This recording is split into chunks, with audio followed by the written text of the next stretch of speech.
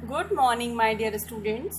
हम पढ़ रहे हैं अपनी ईवीएस की बुक का चैप्टर नंबर 4 जिसका टाइटल है celebrations of important days. Last video में हमने ये पढ़ा था कि हमारे देश में 3 नेशनल डेज सेलिब्रेट किए जाते हैं, इंडिपेंडेंस डे, रिपब्लिक डे और गांधी जयंती। इन्हें हम नेशनल डेज बोलते हैं। इसके अलावा हमने चिल्ड्रंस डे के बारे में भी पढ़ा था और टीचर्स डे के बारे में भी पढ़ा था। तो टीचर्स डे हमारा लास्ट वीडियो में इनकम्प्लीट रह गया था, जिसे आज हम कंप्लीट करते हैं और उसके बाद फिर हम इंटरनेशनल डेज को पढ़ेंगे। Okay, so let's get started. इस पैरा से पढ़ना मैं स्टार्ट करती हूँ। Pay attention to it. Teachers Day is very important for us because teachers are the base of the country and children are the future। देखिए, teacher और student दोनों का कॉम्बिनेशन एक बहुत ही बेहतरीन कॉम्बिनेशन होता है, क्योंकि जो टीचर्स होते हैं वो हमारी कंट्री के बेस हैं। बेस क्या होता है? बेस होता है जिसके ऊपर आप किसी चीज़ को रखते हैं, है ना, उसको हम कहते हैं बेस। तो हमारी कंट्री या किसी भी कंट्री के बारे में अगर हम बात करें तो उस कंट्री में जो भी पब्लिक होती है, जो भी लोग होते हैं, उनको नॉलेज देने वाला कौन सा क्लास होता है? टीचर। क्लास का मतलब कौन सा वर्ग होता है, कौन से लोग होते हैं जो उनको आगे बढ़ाते हैं? टीचर। तो टीचर जो है वो किसी भी कंट्री का बेस हैं, क्योंकि टीचर ही वो हैं जो लोगों को सिखाते हैं कि उनको अपनी लाइफ में क्या करना है और कैसे करना है। और जो स्टूडेंट्स होते हैं, जो चिल्ड्रन होते हैं, वो होते हैं देश का भविष्य। तो टीचर के हाथ में क्या है? देश का भविष्य है। टीचर के हाथ में देश का भविष्य होने का क्या मतलब है कि टीचर देश के फ्यूचर को बनाने की क्षमता रखते हैं, पावर रखते हैं। अगर टीचर चाहें तो किसी भी कंट्री के फ्यूचर को बना भी सकते हैं और किसी भी कंट्री के फ्यूचर को बिगाड़ भी सकते हैं, खराब भी कर सकते हैं। तो इस मायने में टीचर जो हैं वो किसी भी कंट्री के लिए बहुत ही इम्पॉर्टेंट हैं। तो अब टीचर से रिलेटेड हम बात कर रहे हैं टीचर्स डे की। टीचर्स डे हम मनाते हैं हमारे पूर्व उपराष्ट्रपति डॉक्टर सर्वपल्ली राधाकृष्णन के जन्मदिन पर। इसकी डेट होती है 5 सितंबर। तो teachers day is very important for us. Teachers day हमारे लिए बहुत ज़्यादा इम्पॉर्टेंट होता है, क्योंकि टीचर किसी भी कंट्री का बेस होते हैं, मतलब आधार होते हैं, and children are the future. और जो बच्चे होते हैं वो भविष्य हैं। This day reminds us. Remind एक वर्ब है जिसका मतलब होता है याद दिलाना। तो ये दिन हमको याद दिलाता है how a teacher can lead a nation. Lead का मतलब होता है समूह में आगे रहना, रास्ता दिखाना। तो ये जो दिन है ये हमें इस चीज़ की याद दिलाता है कि कैसे एक टीचर एक कंट्री को लीड कर सकता है, मतलब उसका नेतृत्व कर सकता है, नेता बन सकता है। नेता बनने का मतलब पॉलिटिशियन बनना नहीं है।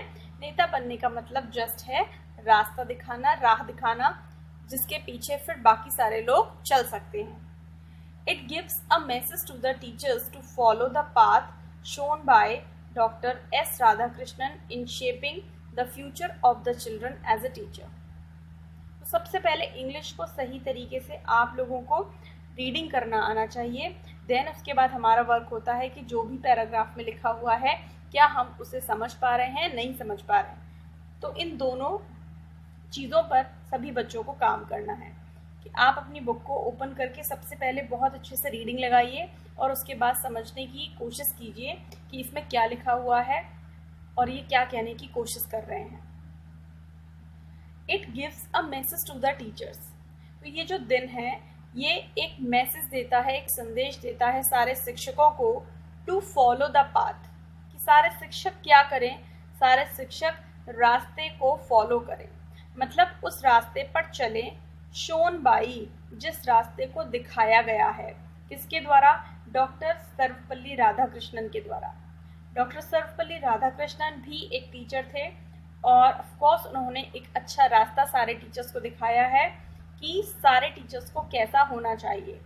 तो टीचर्स डे वाले दिन स्टूडेंट्स का भी ये ड्यूटी होती है, कर्तव्य होता है कि वो अपने टीचर को याद करें, उनको रेस्पेक्ट करें, और इसके साथ सारे टीचर्स की भी ये ड्यूटी होती है कि वो एक बार फिर से किस रास्ते पर चल रहे हैं इसको देखें, और अगर कहीं पर भी गलत है तो उसको सुधारें। तो डॉक्टर राधाकृष्णन ने क्या रास्ता दिखाया in shaping the future of the children as a teacher, कि एक टीचर होने के नाते, एक टीचर होने के रूप में कैसे आप मतलब सारे टीचर बच्चों के फ्यूचर को शेप दे सकते हैं, बच्चों के फ्यूचर को बना सकते हैं।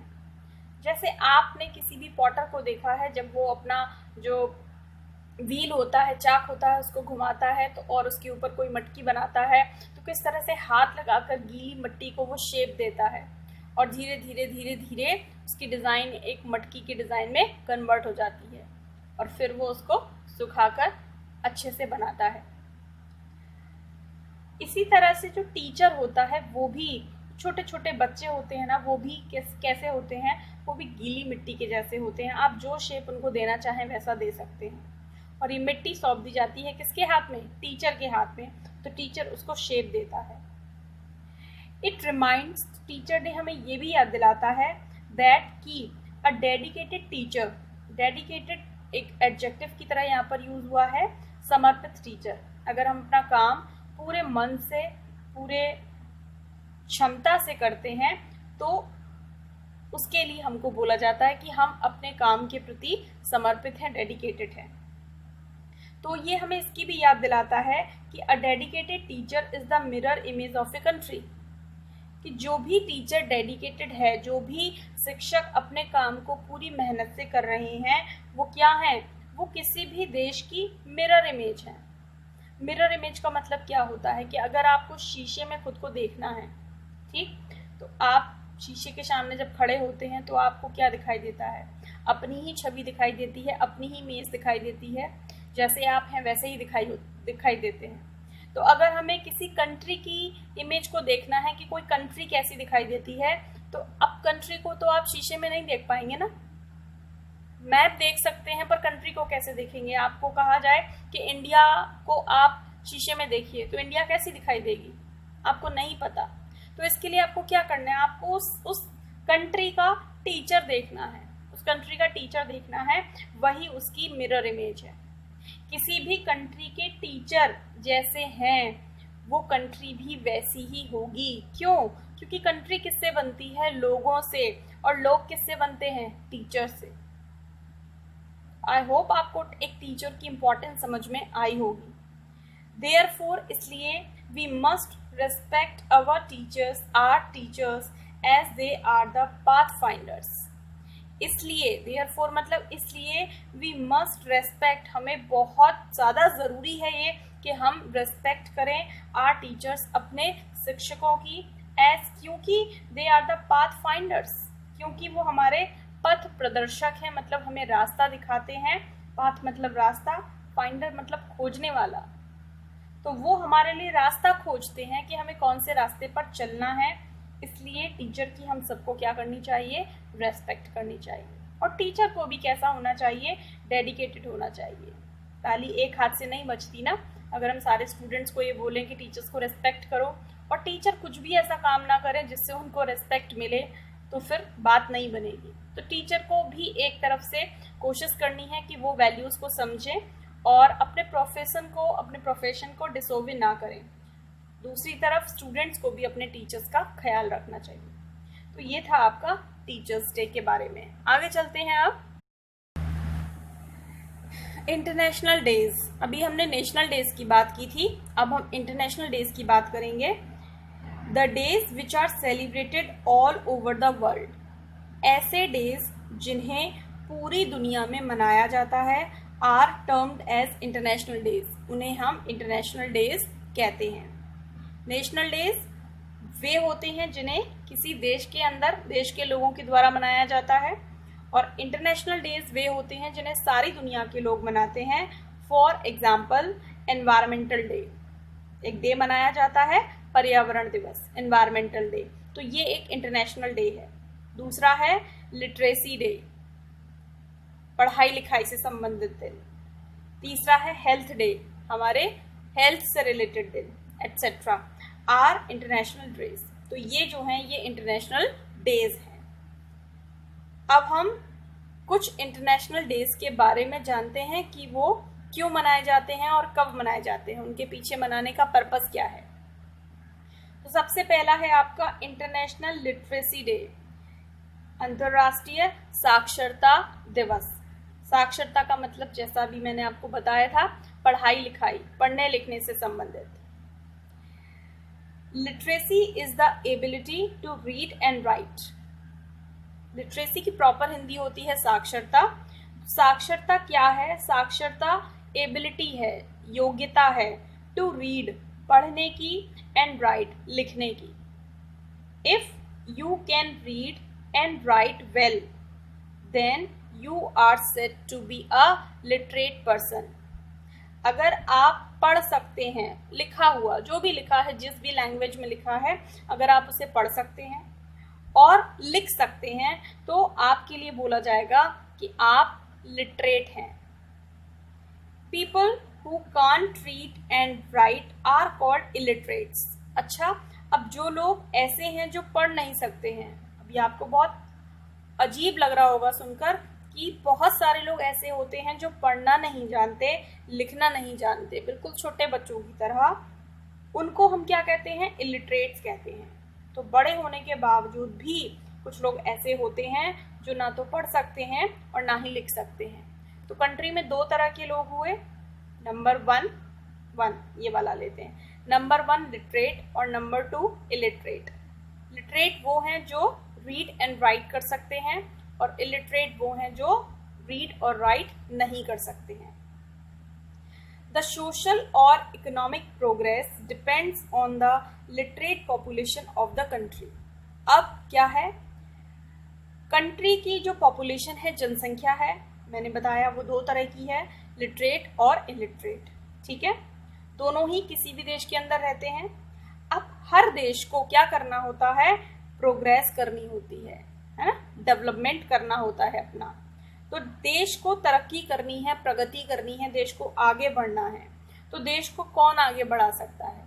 तो देश को आगे बढ़ाने में जो ज़्यादा योगदान होता है वो किनका होता है? लिटरेट पॉपुलेशन का होता है, पढ़े लिखे लोगों का होता है।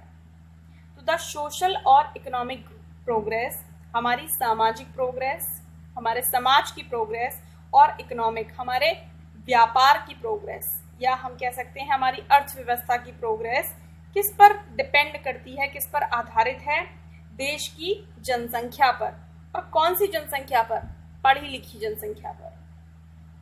Many countries of the world have only a small part of their population which is literate.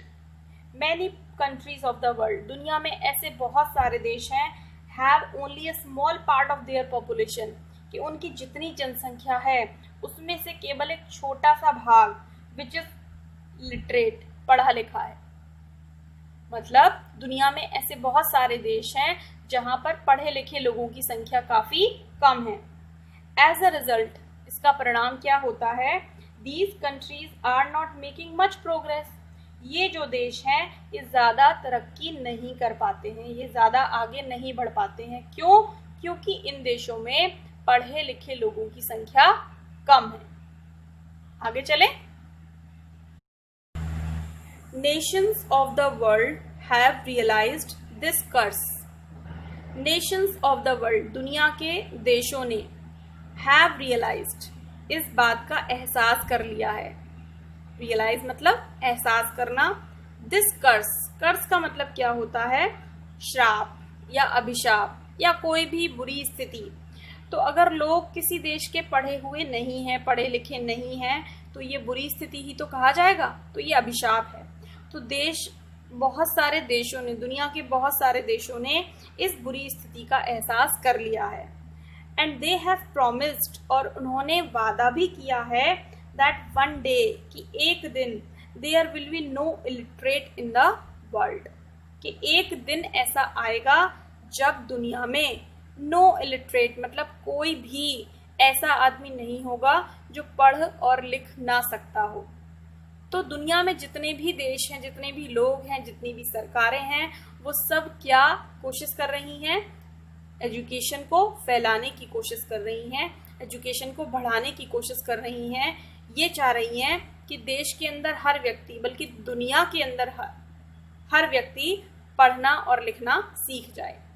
और ये काम कौन कर सकता है? ये काम कर सकते हैं टीचर, क्योंकि ये उन्हीं का काम है। वही किसी भी दूसरे व्यक्ति को पढ़ना और लिखना बाकायदा अच्छे से सिखा सकते हैं। टू अचीव दिस टारगेट, अब ये हमारा बन गया टारगेट, यानी कि सपना, है ना।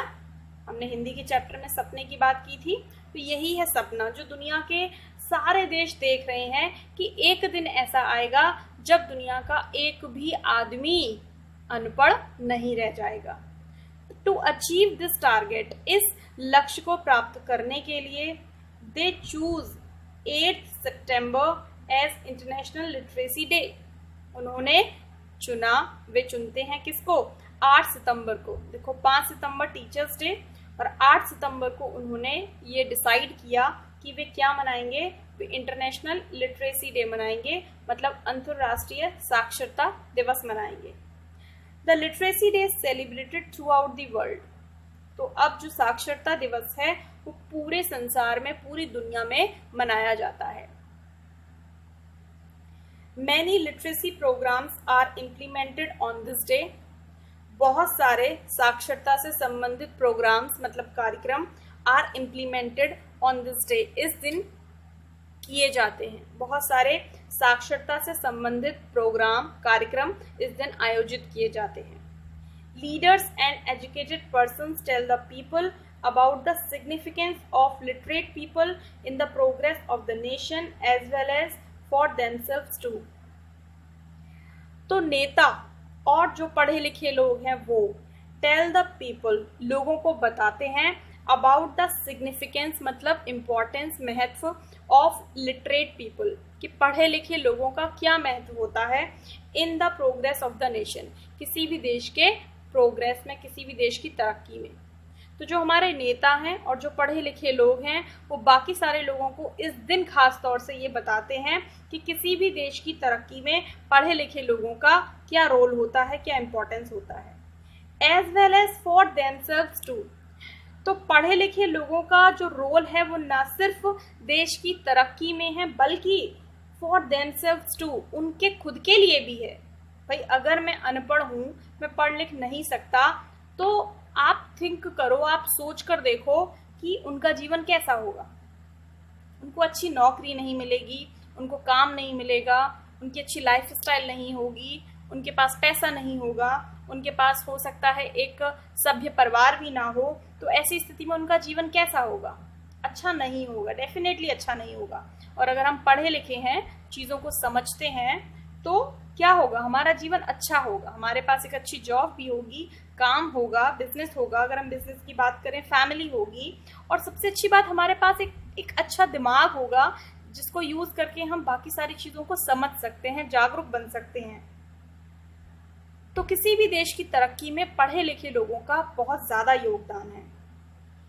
दे arrange meetings in their cities, तो इसके लिए वे क्या करते हैं? वे अपने अपने शहरों में, कौन? जो पढ़े लिखे लोग हैं, इस दिन क्या करते हैं? वे अपने अपने शहरों में बैठकों को बुलाते हैं, मीटिंग्स करते हैं, लोगों के साथ बातचीत करते हैं और उन्हें इम्पोर्टेंस बताते हैं, सिग्निफिकेंस बताते हैं, पढ़ाई लिखाई का क्या रोल है, क्या इम्पोर्टेंस है। They humbly plead the educated people to come forward to eradicate the curse of illiteracy. तो दे हम्बली, वे बहुत हम्बलनेस के साथ, वे बहुत सॉफ्टली, बहुत विनम्रता के साथ प्लीड, रिक्वेस्ट करते हैं। प्लीड मतलब रिक्वेस्ट करना। द एजुकेटेड पीपल के सारे पढ़े लिखे लोग, वे पढ़े लिखे लोगों से रिक्वेस्ट करते हैं टू कम फॉरवर्ड, कि पढ़े लिखे लोग आगे आएं। किस लिए?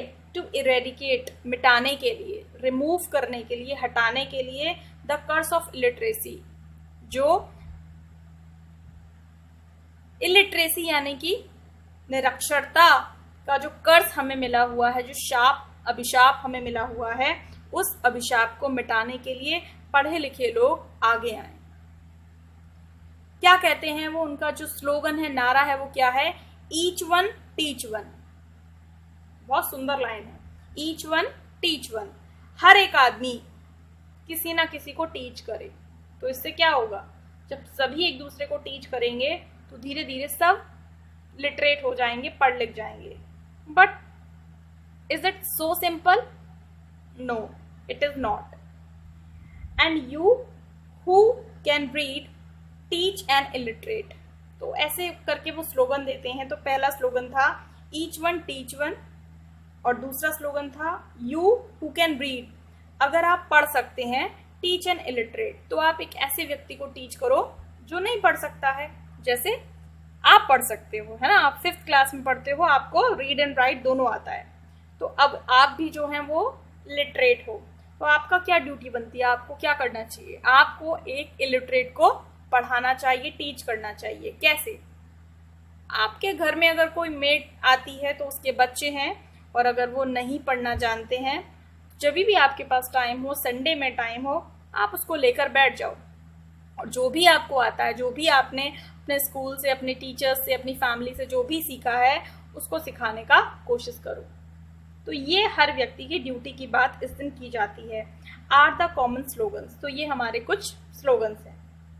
Are government is also doing its best in this direction. हमारी जो सरकार है वो इस दिशा में काफ़ी अच्छा काम कर रही है। And most of the world's illiterate people are women. और सबसे ज़्यादा खराब बात इसमें क्या है, वो ये है कि दुनिया में जितने भी इलिटरेट लोग हैं, अनपढ़ लोग हैं, जो पढ़े लिखे नहीं हैं, उनमें से ज़्यादातर कौन है? महिलाएं हैं। पुरुष फिर भी पढ़ लिख लेते हैं, महिलाएं पढ़ना लिखना इतना नहीं जानती हैं। They have fewer opportunities than men. उनके पास अपॉर्चुनिटीज मतलब अवसर, किस चीज़ के अवसर? पढ़ाई लिखाई करने के अवसर। उनके पास पढ़ाई लिखाई करने के अवसर आदमियों के मुकाबले कैसे हैं? फ्यूअर हैं, कम हैं। You must take part to uproot this curse of illiteracy. You must take part, आपको भी भागीदारी करनी है, मुझको भी करनी है, आपको भी करनी है। जो भी पढ़ना लिखना जानता है, सभी लोगों को पढ़नी है, सभी लोगों को भागीदारी करनी है। तो you must take part to uproot. Uproot का मतलब क्या होता है? उखाड़ना, जड़ से उखाड़ देना। तो हम सबको क्या करना है? ये जो इलिटरेसी का कर्स है, ये जो निरक्षरता का अभिशाप हमें मिला हुआ है, इसको पूरी तरह से उखाड़ देना है। If you find a child, अभी मैंने बताया, अगर आपको कोई बच्चा मिले नॉट गोइंग टू स्कूल, जो स्कूल ना जाता हो, एनकरेज हिम और हर, तो आपको क्या करना? आप उसको पकड़ लो, आप उससे बातें करो, उसको एनकरेज करो टू गेट एजुकेशन। क्या करने के लिए? पढ़ने के लिए। Tell him the significance of education, और उसको बताओ कि पढ़ना कितना ज़्यादा ज़रूरी है, पढ़ने की इम्पोर्टेंस क्या है। सोचो आप लोग कितने लकी हो कि आप पढ़ लिख रहे हो।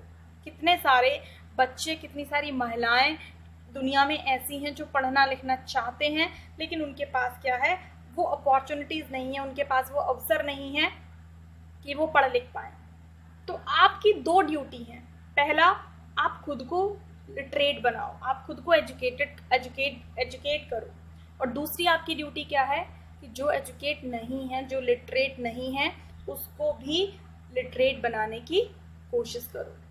ठीक, आज वीडियो थोड़ी सी लंबी हो गई है, तो मैं यहीं पर स्टॉप करती हूँ। बहुत इमोशंस के साथ मैंने पढ़ाया है इसको, और उम्मीद करती हूँ कि इमोशंस आप तक पहुँचेंगे। लेकिन ये सिर्फ शब्दों में मत रखिएगा, इससे कोशिश कीजिएगा कि आप इस पे फॉलो करें, आप इस रास्ते पर चलें।